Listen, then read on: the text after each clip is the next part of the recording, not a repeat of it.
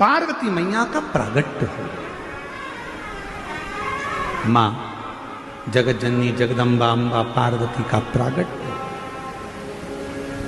मां पार्वती जी का प्रागट्य। हिमालय राज की नगरी में आनंद समाहित हो रहा, पूरी नगरी।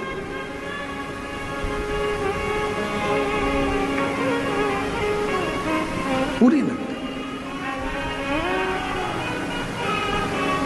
सूचना मिल गई भगवान देवाधिदेव महादेव को कि पार्वती जी का प्रागट्य हुआ।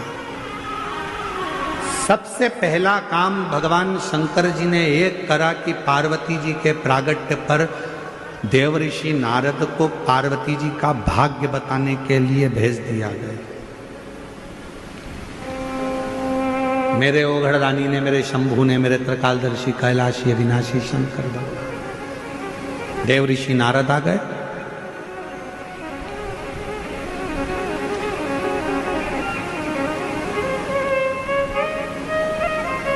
मैनावती की गोद में पार्वती जी थी। देवऋषि नारद जी ने जैसे ही देखा तो उनका भाग्य बताना प्रारंभ कर दिया। इनको जो पति मिलेगा वो भस्मी रमाने वाला, जटाजूट बांधने वाला मिलेगा। तुम्हारी पुत्री पार्वती को जो पति मिलेगा वो नग्न वेशधारी मिलेगा। और फिर निवेदन है, भाग्य बताने वाले तो दुनिया में ढेर मिल जाएंगे, पर भाग्य बनाने वाले ढेर नहीं मिलेंगे। भाग्य बनाने वाला तो देव अधिदेव महादेव ही। भाग्य तो कोई भी बता देता, भाग्य तो कोई भी बता देता है।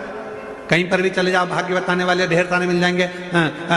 आपने देखा होगा, आप तो शिरडी में रहते हो, आप लोग तो कभी मुंबई जाते हो, कभी पुणे जाते हो, रेलवे स्टेशन के बाहर भी कोई ऐसी बहुत सारी वो लेकर बैठ जाते हैं। और एक पोपट को, एक मिट्ठू को, एक तोते को, वो मिट्ठू, वो तोता, वो पैरट, वो पोपट एक पर्ची उठाकर लाएगा और फिर भाग्य खोलेगा, फिर बता देंगे कि तुम्हारी भाग्य ऐसा। बोलो सही है कि गलत है?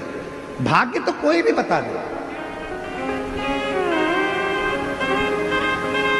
भाग्य बताना बहुत बड़ी बात नहीं है, पर भाग्य बदलना बहुत बड़ी बात है।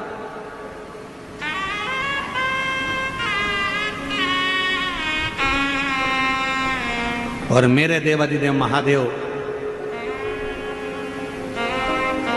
किसी का भाग्य कभी नहीं बताते। यशोदा जी ने पूछा था हमारा भाग्य बता दो, तो शिव जी ने मना कर दिया। मां कौशल्या जी ने पूछा था कि राम जी का भाग्य बता दो, तो शिव जी ने मना कर दिया। शंकर भाग्य नहीं बताते, शिव जी का काम है। शंकर भगवान कभी भाग्य नहीं बताएंगे। इसलिए ये व्यासपीठ हमसे कोई पूछे कि हमारा भाग्य बता दो, तो हमको हमारा ही नहीं मालूम, तो हम तुम्हारा क्या खाक बताएं? ये व्यासपीठ भी कभी किसी का भाग्य नहीं बताते। सियोर वाला महाराज कभी किसी का भाग्य नहीं बताता। शिव महापुराण की कथा कहती है शंकर भगवान कभी किसी का भाग्य नहीं बताते, पर शंकर भगवान एक काम करते हैं, एक लोटा जल चढ़ाने वाले का भाग्य बदल देते हैं, भाग्य बना देते।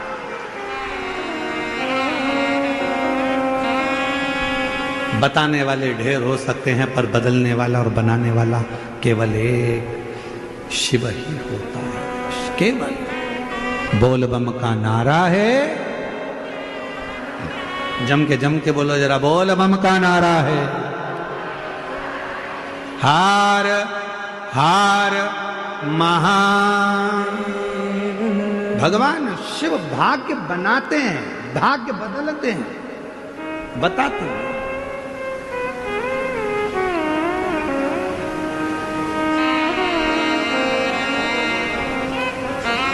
देवऋषि नारद ने भाग्य बताया।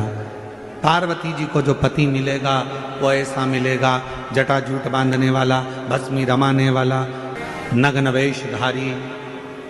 हिमालय राज के मन में आया कि मेरी बेटी की किस्मत ऐसी लिखी, मेरा बेटी का भाग्य ऐसा लिखा।